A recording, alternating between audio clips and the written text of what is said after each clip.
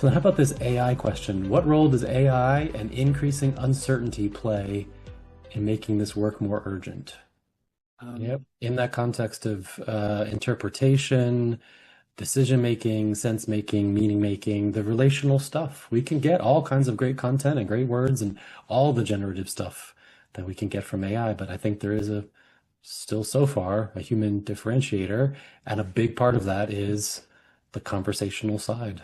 You see, a big part of this for me is that it seems to me far too many people are seeing AI as, especially in the KM world, as search engine on steroids. I mean, it does make a wonderful search engine. And as we get some more and more agentic AI, it's going to be a phenomenal productivity tool. Mm-hmm. So it's about search. It ends up being about productivity. It isn't ending up, at least at the moment, too much about AI being a thinking partner, a conversational partner. And I think that's where its real value is going to be, not in doing things faster or more efficiently. It's going to be doing the right things. It's going to be making the right decisions and doing the right things. And that's going to come out of conversation. So then how about the experience and the impact of the Conversational Leadership Workshop? How would you describe the journey people take together during the workshop? Well, we've got a little bit of experience with this, haven't we? You have this wonderful methodology called the C group. Sure. Would you care to explain that? Sure, I can try. Because I think it's really a big part of what it's all about. Yeah, thanks. It certainly is something that we're still figuring out and growing, but now 7, 8 years in, getting better and better at it. The idea of a C group, which stands for conversation group, is that there is no facilitation, there is no content, which is what makes it so strange, so unique, such a potentially life-changing experience if you're open to it. You and I are sitting there and we're bringing everything we can possibly bring to the conversation, but you and I are relatively quiet during a C group. We'd certainly chime in and I'm quieter than you.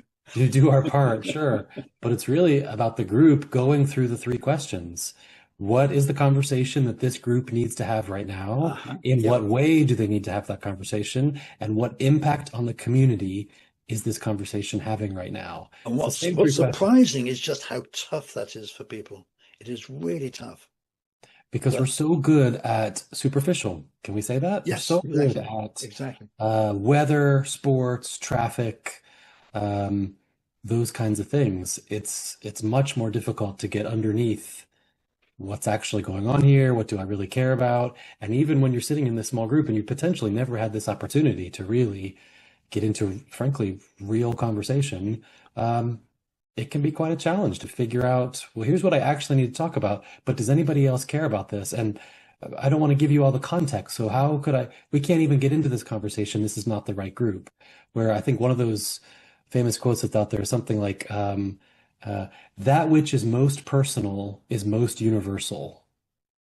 Okay. That type of quote. And I think we find that in C group. We find that whatever people are ready to talk about and work on, whether it's conversational leadership or work or personal or anything that they need to have a conversation about, there is a group right there that's ready to practice having a skilled, high quality conversation. We've got Dr. Ed Shine's work on the levels of conversation. So I know you and I sort of hesitate to bring in content and models and methodologies, but at the same time, it's exactly that awareness of those types of tools that then can shift the C group skill and conversation and practice.